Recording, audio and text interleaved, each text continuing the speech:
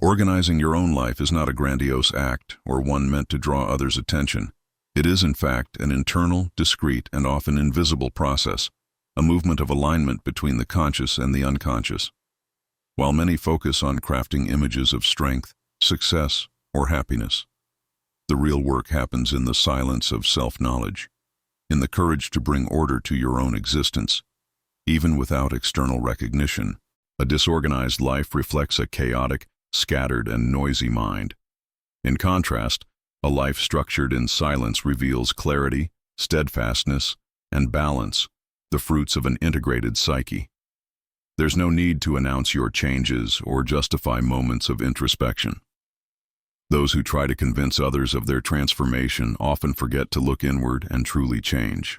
The focus isn't on pleasing external gazes, but on cultivating a coherent, authentic, and effective life, free from excesses, waste, and internal distractions. When you stop worrying about the image you project and begin nurturing the invisible foundation that supports your routine, everything starts to align. Not because the world has changed, but because you've ceased feeding your inner chaos.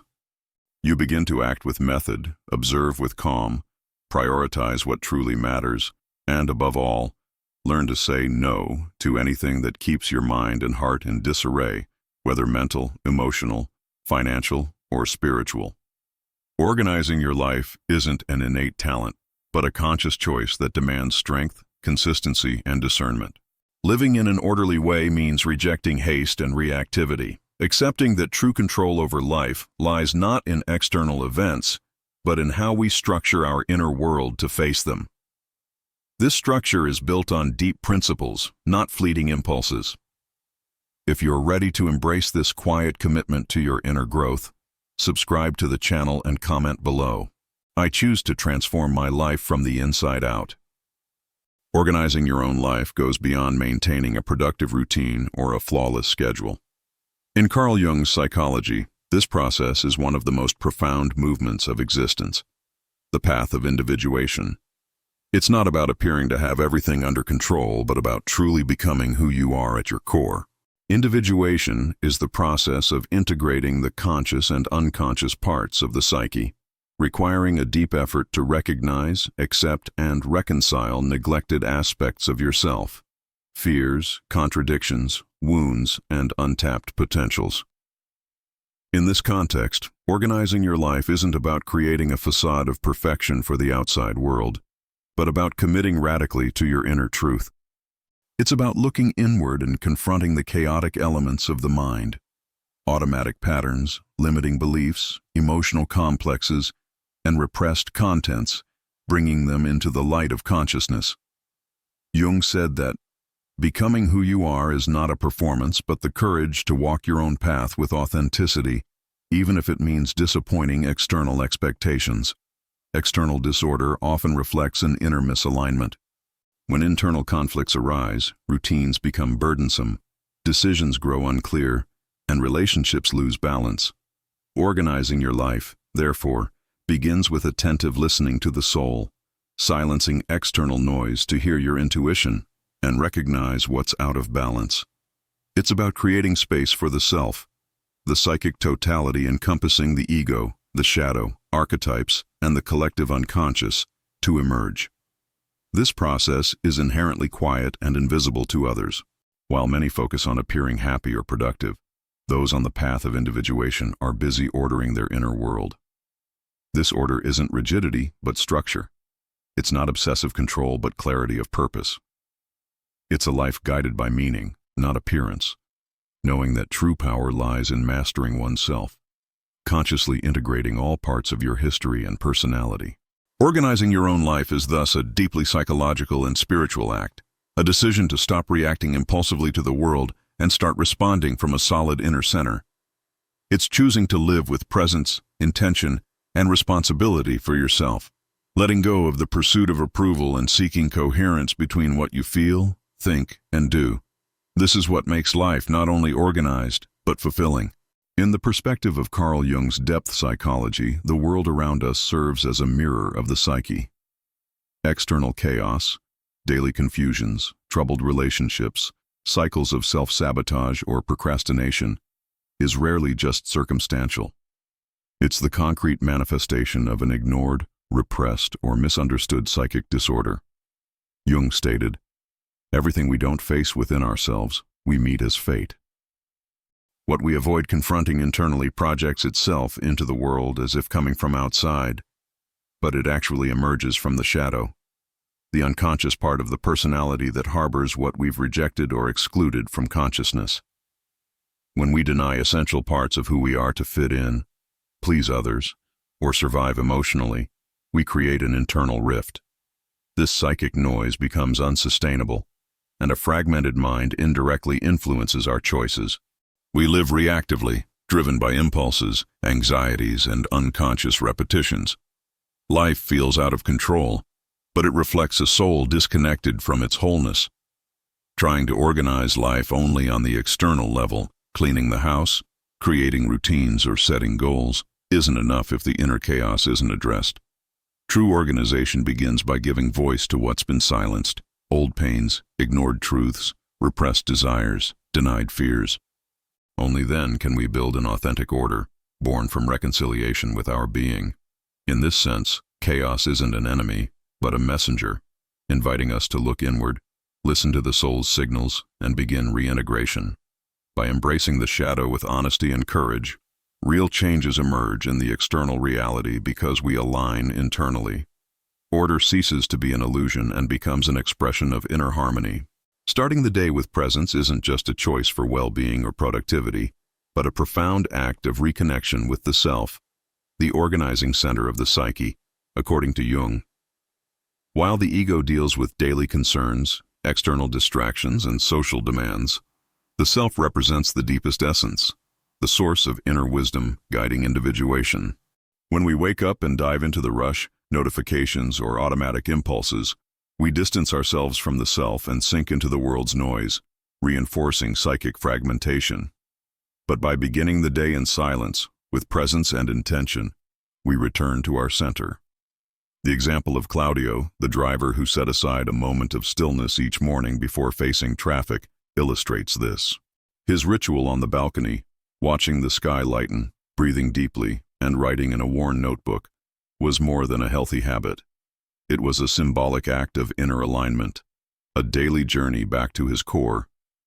He wasn't just preparing for the day, but starting a dialogue with his soul.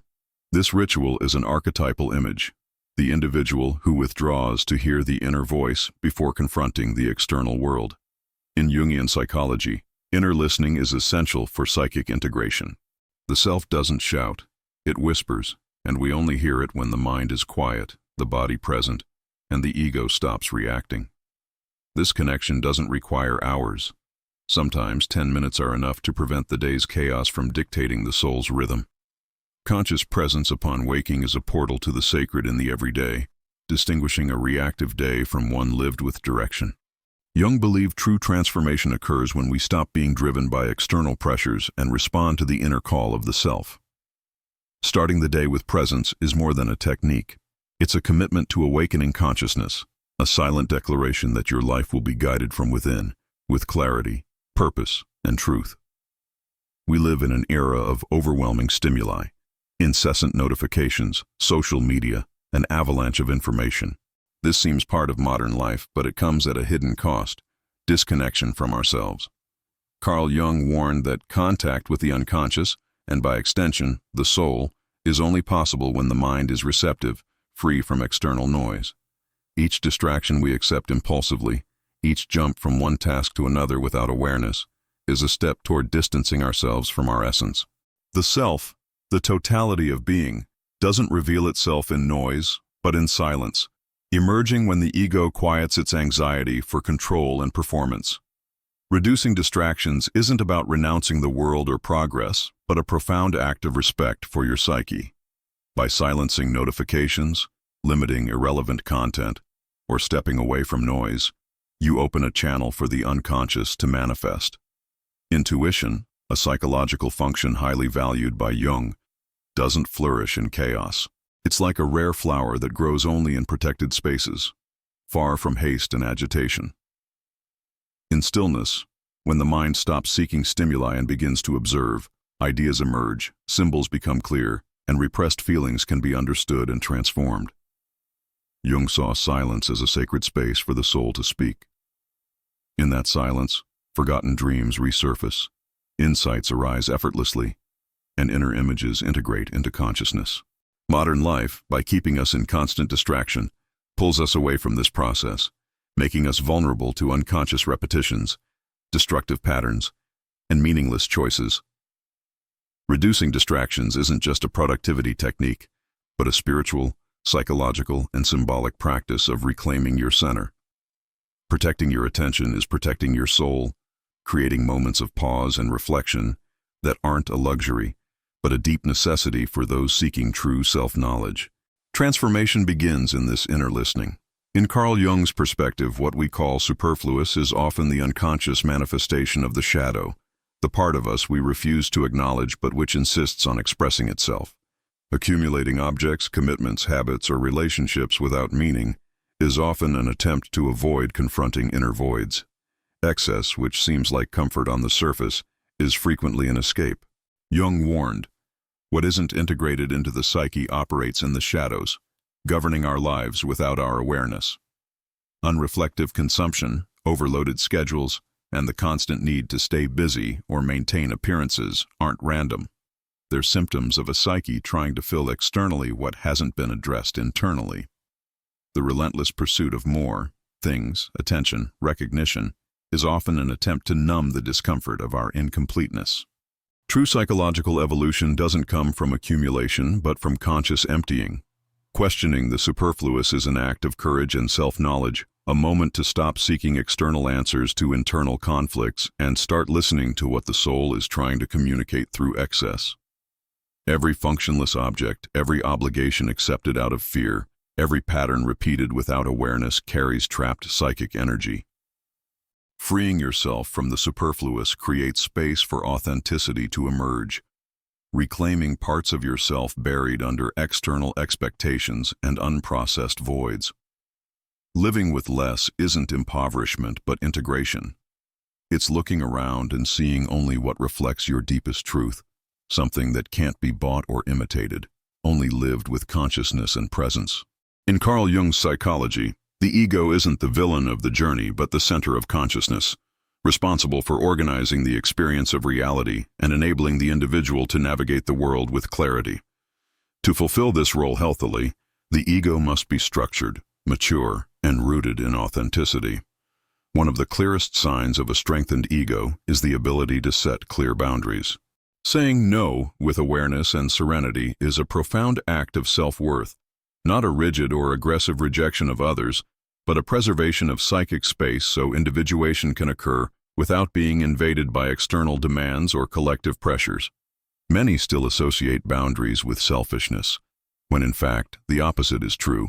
A lack of boundaries reveals a weakened ego that seeks external validation at all costs and fears disapproval. This permeable ego fragments, pierced by desires, opinions, and demands that don't belong to it. The psyche becomes unbalanced when someone says yes with their mouth but not their heart, generating resentment, frustration, and a sense of entrapment. Jung reminds us that becoming who you are requires delineation, not to isolate but to create a safe space where the true self can flourish. By saying no clearly, we draw an invisible line marking where external expectations end and our inner truth begins. This line doesn't need to be imposed with anger or excessive explanations. It's expressed through coherent actions, firm choices, and a stance that communicates, I respect myself and expect the same. True authority doesn't shout. It manifests in silence, sustained by inner conviction. A strengthened ego knows what's negotiable and what's non-negotiable, a wisdom born from intimacy with the inner world. Setting boundaries is more than protecting time or energy. It's safeguarding the individuation process, the integration between ego and self. It's affirming, my presence is valuable, and I can only offer it authentically when I don't abandon myself to please others. This is the fertile ground where self-knowledge grows. In Carl Jung's analytical psychology, true inner peace isn't achieved by suppressing emotions, erasing conflicts, or maintaining a constant image of calm. Rather, Serenity is the result of consciously integrating the opposing forces within the psyche. Jung teaches that we all carry a shadow, the hidden, repressed, or denied part of our personality, made up of aspects we deem unacceptable, inadequate, or shameful. As long as these parts remain unconscious, they influence our actions, decisions, and emotions in disguised and chaotic ways. Many strive to appear balanced, strong, loving, or spiritually elevated. But this facade, without authentic inner work, is merely a mask, what Jung called the persona. The persona is useful for social life, but dangerous when it replaces the true self. Peace sustained only by appearances is fragile, artificial, and oppressive. Denying the shadow comes at a high cost. Disguised anxiety, unexpected emotional outbursts, psychosomatic illnesses, and unstable relationships. Instead of denying what hurts, Jung proposes looking inward with courage, embracing what's been excluded, and dialoguing with the forgotten parts of the soul. Recognizing anger, envy, fear, neediness, or the desire for control isn't weakness, but psychic maturity. In confronting the shadow, we begin to understand our deepest reactions, contradictions, and wounds. As we integrate these parts, the psyche becomes more complete, grounded, and authentic. This integration creates genuine peace, not the plastic calm dependent on external circumstances, but a serenity rooted in accepting the complexity of being. It's not about eliminating conflict, but recognizing it as part of the journey. The soul doesn't seek perfection, but wholeness. True peace, in Jung's view, arises when we stop fighting ourselves and start dialoguing with all our parts, light and shadow, strength and fragility. In this silent reconciliation, we find the freedom to be whole. In Carl Jung's view, attention isn't just a function of consciousness, but a powerful lever for inner transformation. When you direct your attention intentionally, consciously, and consistently, you shape the contents that integrate into your psyche. Everything you consume, images, words, relationships, ideas, environments, becomes part of your inner world. If you don't deliberately choose where to focus, the collective unconscious chooses for you. Leaving your mind at the mercy of chaotic external stimuli is like handing the helm of your life to impersonal, unconscious forces. Distracted attention is a symptom of inner fragmentation. Every impulsive click, every notification that diverts your focus, every unfiltered piece of content pulls you further from the axis of your consciousness. Jung reminds us that individuation, the process of becoming who you are, requires inner discipline and presence. Presence begins with attention, not superficial attention, but a deep state of listening, observation, and conscious choice. A mind that doesn't filter what it absorbs is easily colonized by ready-made ideas, collective patterns, and distorted archetypes that don't reflect your innermost truth. Taking control of your attention is a radical act of psychic autonomy, saying no to noises that weaken your connection to the self and yes to symbols, gestures, and contents that strengthen your inner journey. It means creating conscious pauses throughout the day, avoiding the excess of information that fills but doesn't nourish, and cultivating moments of silence, not as an absence of stimuli, but as a fertile space where the soul can manifest. By training your attention, you strengthen the ego in its highest function, mediating between the conscious and unconscious, the external world and the depths of the soul. An awake attention identifies repetitive patterns, recognizes projections, embraces emotions, and sustains clearer choices. Whoever reclaims power over their attention reclaims the helm of their existence, which, for Jung, is the beginning of true inner freedom. Living with purpose, in Carl Jung's psychology, is far more than pursuing external goals, manufactured ambitions, or socially imposed ideals. It's about listening to the voice of the self, the deep instance of the psyche that represents the totality of being, the essence seeking to emerge into consciousness throughout life. The self doesn't shout, it whispers, in a symbolic, intuitive language revealed in dreams, existential restlessness, moments of silence, and creative impulses that challenge the status quo. Following it requires courage, as it often points to directions contrary to the ego's desires, family or cultural expectations, or even rational thought. Only by responding to this inner call does life gain true meaning. The ego, in turn, is the part of the psyche focused on the external world, seeking control, recognition, and stability. It's necessary, but limited. When it becomes tyrannical, overriding the unconscious, we live a life that isn't ours, making decisions based on fear, comparison, or the desire for approval, doing what others expect rather than what the soul needs. This dissonance manifests as symptoms: anxiety, deep boredom, recurring frustration, a sense of emptiness. Jung called this the loss of life's meaning, a disconnection from the self, the inner truth that guides us, even if invisibly. Living with purpose isn't about following a fixed plan, but engaging in a continuous dialogue with the unconscious, staying attuned to the signs in dreams, repetitive patterns needing resolution, and emotions signaling disconnection. It's making choices based on internal criteria, not automatic responses. Jung said life's goal isn't success but realizing the self, which requires authenticity, presence, and shedding masks. When you align your life with this deeper purpose, actions cease to be merely functional and become expressions of your unique path of transformation. Existence stops being survival and becomes a journey. This isn't about seeming special, but about being whole. The true transformation Jung proposes isn't grandiose or sudden, but a gradual, subtle, and deeply internal process, an alchemy of the soul. This transmutation doesn't happen by magic or external events. It's forged day by day in the silent fabric of routine, in small conscious habits cultivated with intention and presence. Every simple act, setting aside minutes to reflect, writing about feelings, observing emotions without judgment, or breathing mindfully, is an ingredient in this inner work. These habits, often overlooked by a fast-paced society, are the slow fire that transforms the lead of psychic disorder into the gold of self-awareness and integration. Jung taught that the unconscious is vast and powerful, and much of what limits or confuses us is buried in its depths. By bringing these shadows to light, looking inward with courage and honesty, we initiate a fundamental movement: consciousness over the unconscious. This is the key to real change. As long as we remain trapped in unconscious patterns, repeating automatic reactions and living under the reactive ego's sway, our external life reflects this inner confusion.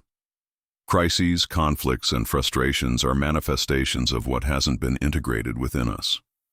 That's why daily work, however small and repetitive, is essential. It's in building this inner space of awareness that the self finds fertile ground to grow. Transformation happens in the silence between one habit and another, in the patience to feel, in the persistence to act with intention. It's a process requiring discipline but also self-compassion, as the soul doesn't change by force, but by attraction to what's true and genuine. Every step forward, no matter how small, is a victory over inner chaos and a move toward wholeness. By investing in conscious practices, you cultivate the deepest revolution possible, the revolution of the soul. Like any alchemy, the raw material must be worked with time, respect, and care. Real transformation doesn't depend on external events, but on the courage to look inward, embrace your shadows, and let the light of consciousness transform them.